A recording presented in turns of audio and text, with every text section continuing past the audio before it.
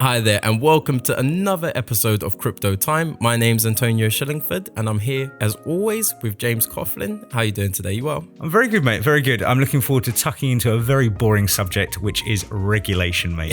Regulation. Boring but needed. Boring but needed, yeah. And we've always been an advocate for actual regulation being in this space, which has always been a clean thing. Yeah. But there is no way about it. It can be a little bit tedious at times. Yeah, but it is something that definitely needs to happen. So, of course, as always, please be aware that none of this is financial advice. It's just the opinions of myself and, of course, James. So without further ado, would you like to tuck in? I would indeed. So the Financial Conduct Authority, FCA, in the UK is considering a ban of the sale of derivatives. This is the point that we want to kind of raise at the start of this episode.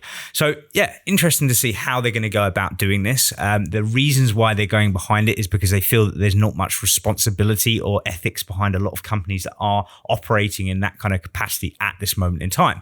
So I think that there is a massive point to it. I think what we've seen is a case where people have keep pushing the boundaries further and further to the point now where the FCA have had to say, well, look, hang on a minute, we're going to have to step in here because there are a lot of things that are going on, which a little bit are wild, wild west type style of things. Yeah. Before we tuck into that, if we could just sort of go through effectively what a CFD really is. Yep.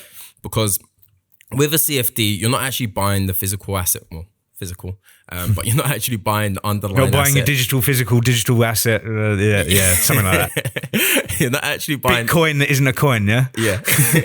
You're not actually buying the asset itself.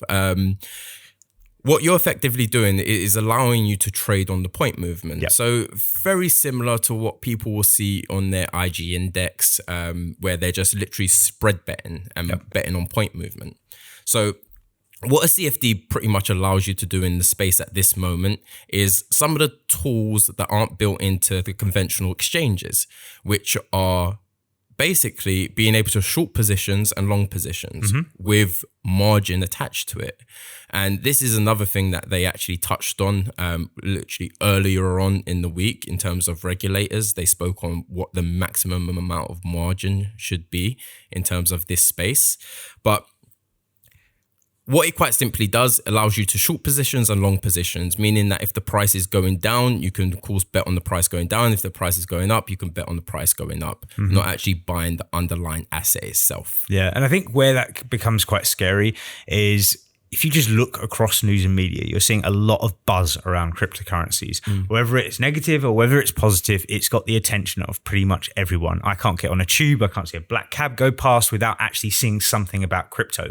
And a lot of it alludes to the fact that you're going to make a lot of money off the back of it. Now, what my concerns are with things like CFDs being available to uneducated retail investors is that they can go away, go to themselves, oh, this looks fantastic, millionaire overnight type situation. I'm going to place my money in, I'm going to put it under 50 times leverage or whatever it is, and this is going to make a load of money. When the absolute latter happens, they put their money in, they put themselves into a high leverage position, the market goes against them, they're locked out of their position, and they no longer have any funds within that CFD platform. And I think that's what the concerning thing for me is. And not only that, as we said, is coming through news and media, we're seeing a lot of advertisements for the same thing. So when you're going through different websites or whatever it may be, a lot of those banners down the sides will be crypto related if you are searching around crypto, and a lot of them will allude to you making a lot of money, which I have an issue with. Yeah, and I think that was one of the very large issues within this space in general to start off with. There were far too many people talking about price point, when really and truly it's a technology. And you need to be talking about the underlying fundamentals of what make the technology truly useful. Because we saw Bitcoin, $20,000 price point. At that particular point, the network completely jarred just because too many people were trying to, of course, purchase, do their trades and move about the coins. The network could not support all the weight that was being placed on it. Bear in mind, and that was just a general little spike in interest. So now if you're talking about using it as a real technology, as me building my company on top of Bitcoin and actually adding true weight and true volumes of transactions, then at that particular point, there is the questions on the system's integrity. So it was around about this time last year when the financial task force, crypto asset task force, came into the mix, and they turned around and said that they were unhappy with certain things that were going on, and they made a sort of guideline to it. Now, this is obviously ramped up to get us to the point that we are at today, and the reason why we're at this stage now is because they're starting to feel a little bit more heat in terms of what's happening in the space. They already made it clear. I'm just going to go through a little bit of jargon as to what the FCA have actually come out with. So CP 18/38 proposed a package of policy measures restricting how CFDs and CFD-like options could be marketed, distributed, and sold to consumers, treated as retail clients. So again, they've made it very clear of how they're going to do things, what they want to do. I think that's a good point that we've seen. Yeah, and in terms of the maximum amount of margin that you can actually place on any particular trade, I believe it's 50%. Yeah, that's correct. But again, they're quite wishy-washy around it. You know, there's been a couple of different articles that have come out this week around it. Some are saying that it's just going to be a total ban of CFD across the board. Others are turning around and saying that it could potentially be, as you've just said there. And I think there's just kind of a mixture of confusion at the moment as to what's going to happen. Now, the FCA have said that they're going to be actually giving a consultation paper out in relation to this. I think that's really the point where we're going to get some real clarity on it. And I think we're best to kind of wait for that until we give a firm kind of answer as to exactly how they're going to go about doing this. But we are very aware that that's coming in the not too distant future. So I think that's pretty good. Yeah. And the good thing about this is effectively the FCA are one of the larger regulating bodies. So what tends to happen is, of course, one person will come out with some form of framework, then it will have pretty much a knock-on effect. So it's exciting because what we're about to see is what you used at the beginning, the term Wild Wild West. We're going to start to see this come to an end. There's no longer going to be all of these ICOs popping up left, right, and center, generating multi-millions for them effectively putting out a promise to the community that 9 times out of 10, they never really and truly fulfill. Yeah, because they've been paid up front. Yep. Yeah, without actually building in the technology that they needed to. And again, what are they using to entice these people into this? Is monetary, as opposed to actually just focusing on the tech itself and growing the tech.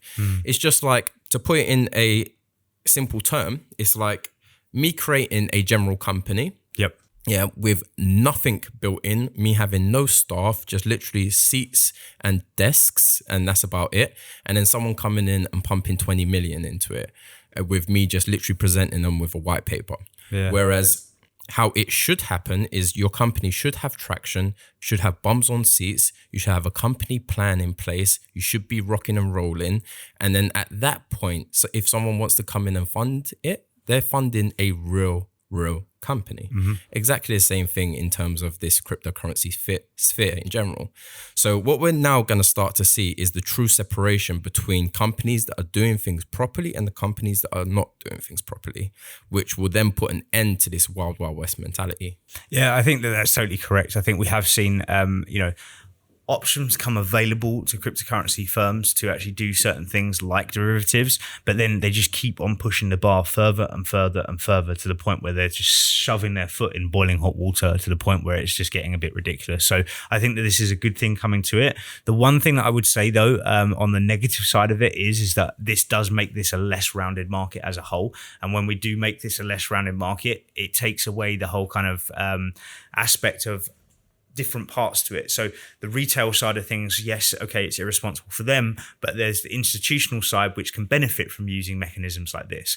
And it seems a shame that we're taking away mechanisms that work for certain institutions that won't be able to be working for retail investors. And that's my only kind of negative that I take from it, to be quite honest. Yeah, I completely agree. But what will happen as a result, and the thing is, we know this because we're also building a lot of these tools, and we know of various different companies that are also building these tools to make the experience of effectively trading your assets and trading cryptocurrency seamless. Yep. So meaning that just like on a lot of the larger exchanges in stocks and shares, where you can short positions and go long on positions, those tools will eventually be built into pretty much all of the exchanges within this space that are operating in proper ways. Yeah, I completely agree. And I think that's a really nice place to wrap up this episode. I think it's been a interesting one going through the FCA and how they go about doing things. As we said, regulation. Yeah, we said, it can be a bit boring, but I think actually, again, as we said, it's something that's very much needed within the space, so which is good. So